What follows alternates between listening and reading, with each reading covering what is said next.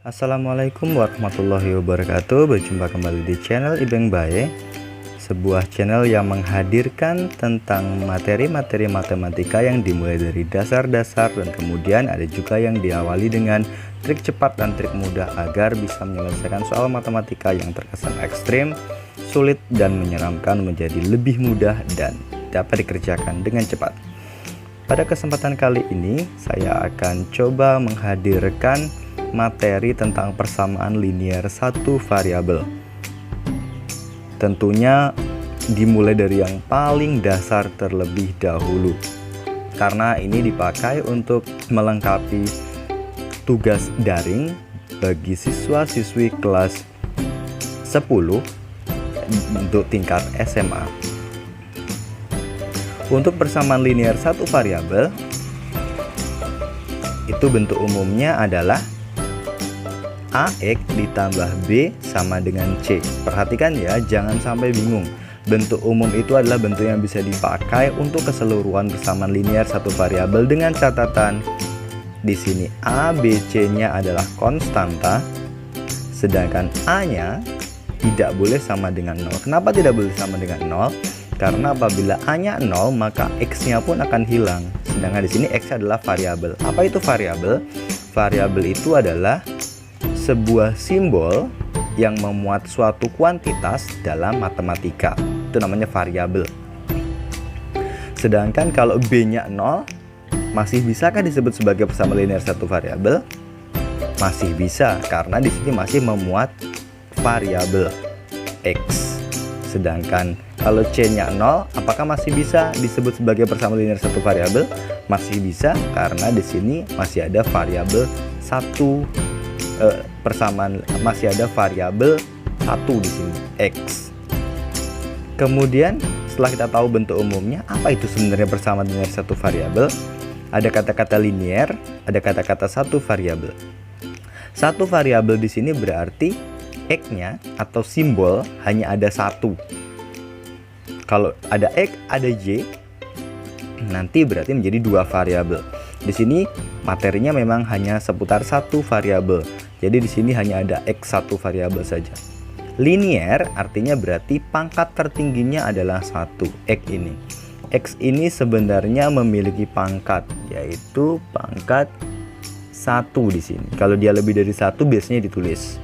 Kalau pangkat 0, semua yang berpangkat 0 itu dapatnya adalah 1, kecuali angka 0. Jadi bisa dipahami kan persamaan linear satu variabel itu apa? Jadi persamaan linear satu variabel itu adalah suatu persamaan yang memuat variabel, hanya ada satu variabel dengan pangkat tertingginya adalah 1. Tidak boleh lebih dari 1. Untuk mengecek kepahaman kalian tentang persamaan linear satu variabel, di sini saya menghadirkan contoh 1 sampai 5 terlebih dahulu. Untuk soal nomor 1, kita analisis bersama-sama apakah nomor 1 ini termasuk dalam persamaan linear satu variabel. Kita cek dulu variabelnya. X 1. Ada lagi selain X? Tidak ada. 7 dan 10 ini adalah konstanta dalam ABC. ABC ini dalam bentuk angka nantinya. Ada 1. Pangkatnya berapa? Pangkatnya 1.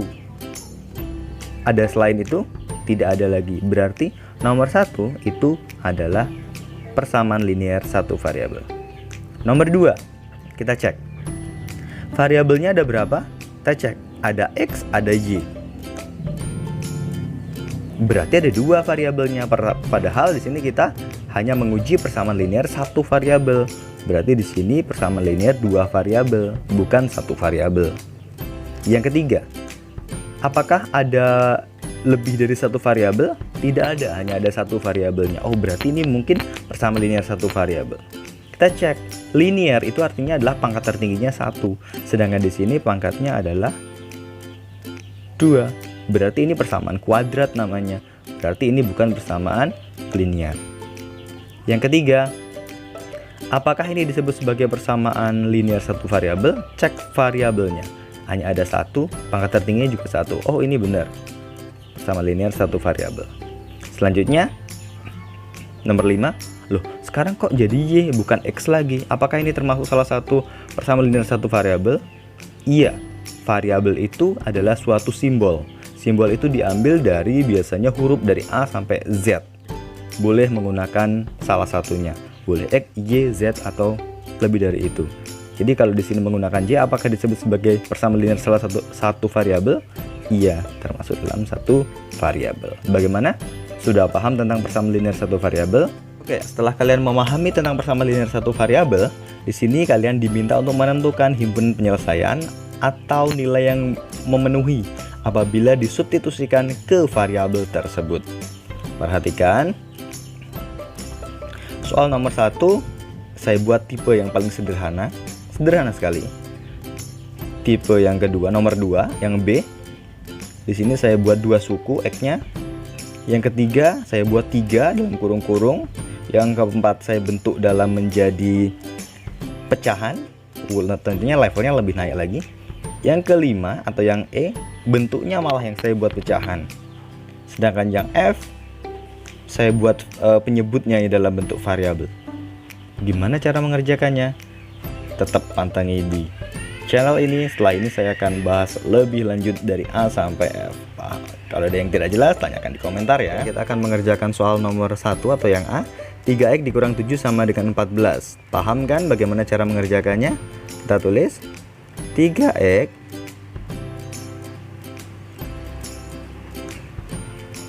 sama dengan 14 ditambah 7. Kenapa ditambah 7? Apakah kalian masih beranggapan ini adalah pindah ruas? Oh, bukan pindah ruas ya.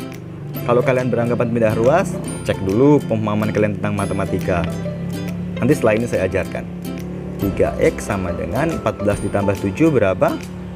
21. X sama dengan 21 dibagi 3. X sama dengan 7. Berarti HP-nya adalah 7. X yang memenuhi adalah 7. Oke, tadi sudah saya ajarkan tentang saya singgung tentang pindah ruas. Di sini saya akan singgung lagi. 3x dikurang 7 sama dengan 14. Bagaimana plus 7 ini bisa ada di kanan? Apakah pindah ruas dari min 7 ke sini? Jangan menggunakan konsep pindah ruas ya, tapi menggunakan konsep inverse. Lawan dari min 7 adalah plus 7. Jadi kalau misalkan mau menghilangkan min 7, berarti harus dioperasikan yang inverse-nya. Contohnya seperti ini. Memang agak sejalan, agak sama intinya dengan pindah ruas, tapi hati-hati kata-kata pindah ruas itu. 3x min 7, apa inverse min 7? Lawan min 7 apa? Plus 7. 7 ditambah 7. Kalau kiri ditambah 7, kanan juga ditambah 7. 14 ditambah 7. Jadi min 7 ditambah 7 kan habis ini 0. Jadi 3x sama dengan 14 ditambah 7. Sama nggak dengan ini? Jadi ini seolah-olah pindah ruas, tapi konsepnya bukan pindah ruas ya, tapi inverse. Jadi 3x sama dengan 21. X sama dengan 21 per 3. X sama dengan 7. Paham? Sekarang yang kedua itu adalah 3x dikurang 9 sama dengan 4x ditambah 5. Ingat, perhatikan di sini ada variabel x, ada variabel x. Cara mengerjakannya adalah kita kelompokkan variabel yang sama. Jadi di sini 3x. Ingat di sini 4x. 4x itu kalau bahasa kalian pindah ruas ke kiri, berarti kan jadi min 4x. Tapi kalau bahasa saya bukan pindah ruas, tapi inverse dari 4x itu apa? Min 4x. Jadi di sini min 4x sama dengan 5. Inverse dari min 9 apa? Plus 9. Jadi di sini 3 dikurang 4. Apakah ini bisa dioperasikan? Bisa, karena sama-sama memiliki variabel yang sama. Sama-sama x sama dan sejenis. 3 dikurangi 4 min 1x, atau biasanya 1 nggak ditulis, tapi di sini saya tulis nggak apa-apa. 5 tambah 9 adalah 14. Jadi x sama dengan 14 dibagi min 1. X sama dengan min 14. Mudah sekali. Selanjutnya adalah lebih naik lagi levelnya. Di sini ada beberapa kurung yang harus kalian kerjakan. Artinya 2 buka kurung T tambah 3 ini berarti 2 dikali. Ketika mengalikan harus dikalikan semuanya.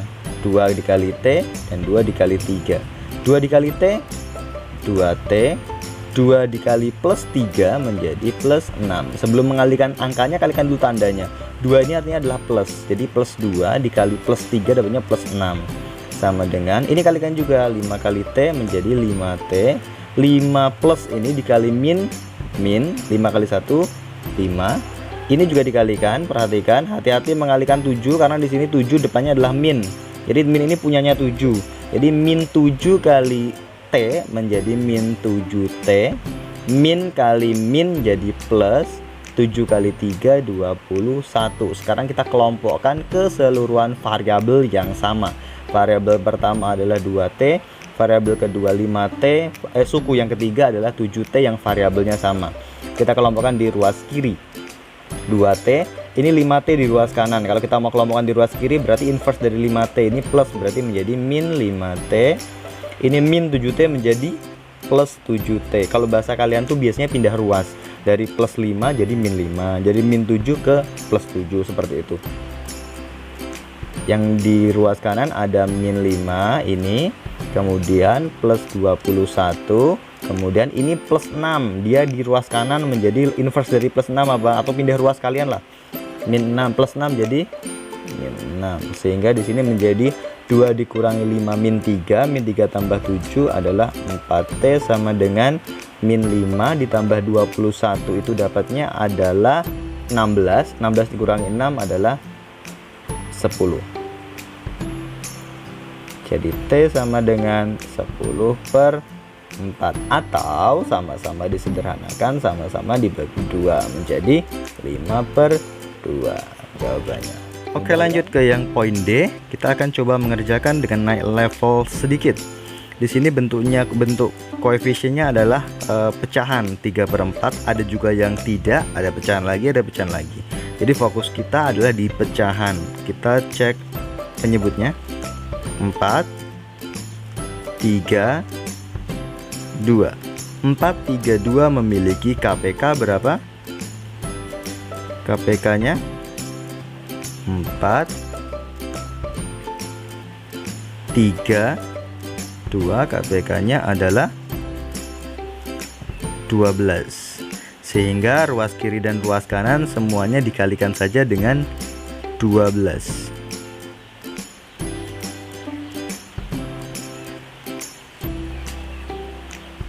Sehingga menjadi kali dengan 12. 12 dibagi 4 itu 3. 3 dikali 3 itu 9. 12 dikali 2, langsung dikali 2 kalau dia tidak pecahan. Dapatnya adalah 24. 12 bagi 3 itu adalah 4. 4 kali 1 4. 12 bagi 2 itu adalah 6. 6 kali 1 6. Kalau bentuknya sudah seperti ini, baru kemudian kita kelompokkan seperti tadi. Yang variabel kita kelompokkan di ruas kiri 9x, ini 4x di ruas kanan ya. Batas ruas itu adalah sama dengan. Jadi kalau ini kanan pindah ruas, bukan pindah ruas sebenarnya. Kita kelompokkan ke kiri, maka inverse dari 4x adalah min 4x. Sedangkan ini 6-nya tetap karena dia tetap di ruas kanan. Sedangkan min 24 kita operasikan dengan inverse-nya menjadi plus 24. Bahasa kalian pindah ruas ke kanan. 9 dikurangi 4 itu 5. 6 tambah 24 itu 30. Jadi X sama dengan 30 dibagi 5. Berapakah nilai X? Nilainya adalah. Lanjut ke poin E. Di sini bentuknya adalah pecahan keseluruhan. Bagaimana cara menyelesaikan pecahan secara keseluruhan seperti ini? Kita cukup memperhatikan saja 3 sama 4 penyebutnya. 3 dengan 4. Ada dua versi. Versi pertama adalah apabila di ruas kiri bentuknya pecahan dan kanan juga pecahan, bisa langsung kali silang saja sebenarnya. Kalikan silang. Atau masih menggunakan KPK juga sama. Biar kita satu konsep saja. KPK dari 4 dan 3. KPK nya berapa? Tetap 12. Jadi kita kalikan ruas kiri dan kanan dengan 12. 12 dibagi 3 4. 4 dikalikan dengan X dikurang 5. Jadi ditulis seperti ini. 4 dikalikan X dikurang 5. Nanti kita ngalikannya sama dengan 12 bagi 4 3. 3 itu dikalikan dengan X tambah 1. Jadi kita tulis 3 dikalikan dengan X ditambah 1. Bagaimana teknik perkaliannya? Kita kalikan masing-masing 4 dengan anggota dalam kurung. 4 dikali X 4X. 4 dikali min 5 min 20 sama dengan 3 dikali X 3X. 3 dikali plus 1 plus 3. Sehingga kita kelompokkan menjadi 4x. Di sini ada 3x di ruas kanan. Kalau kita mau kelompokkan di ruas kiri menjadi inverse dari 3x plus 3x menjadi min 3x sama dengan 3-nya tetap positif, min 20 di ruas kiri ke kanan menjadi plus 20, sehingga menjadi 4 dikurangi 3, 1 sama dengan 23. 1 nggak usah ditulis lagi, tetap x. Sekarang level yang terakhir di poin F, penyebutnya sekarang yang berbentuk variabel. Gimana cara menentukannya? Sama seperti tadi. Di sini ada x, ada 3x, ada 6. Kita cari KPK-nya. KPK dari x, kemudian 3x, kemudian 6. Kita akan mencari KPK-nya dari koefisiennya dulu. Angka aja lah, anggap aja angka. Di sini 1, di sini 3, di sini 6. KPK-nya adalah 6. Sedangkan di sini ada variabel x, di sini ada variabel x, di sini adalah tidak ada variabel. Maka kita ambil x. Jadi kalau misalkan ada yang tidak punya variabel, berarti itu variabelnya adalah x. Berarti 6x KPK-nya. Gimana Pak kalau misalkan x-nya cuma ada 1 di sini? Di depan misalkan angka 1, 3x sama 6. Berarti semua KPK-nya memuat x keseluruhan. Paham? Jadi KPK-nya 6x, kita kalikan dengan 6x. Ini kali, ini x. 6x dibagi x, dapatnya adalah 6. 6 kali 5, 30. Dikurang 6x dibagi 3x. Ingat-ingat ya, 6x dibagi 3x. Berarti x-nya habis ya. 6 bagi 3, 2. 2 dikali 3, 6. Sama dengan 6x dibagi 6. 6x dibagi 6, berarti 6 dibagi 6, 1, tinggal x saja. X dikali 1, berarti x. 30 dikurangi 6, berarti 24 sama dengan x. Berarti x-nya sama dengan 24. Apa bedanya x di kanan sama di kiri? Sama saja. Posisi x sama dengan 24 atau 24 sama dengan x memiliki kesamaan.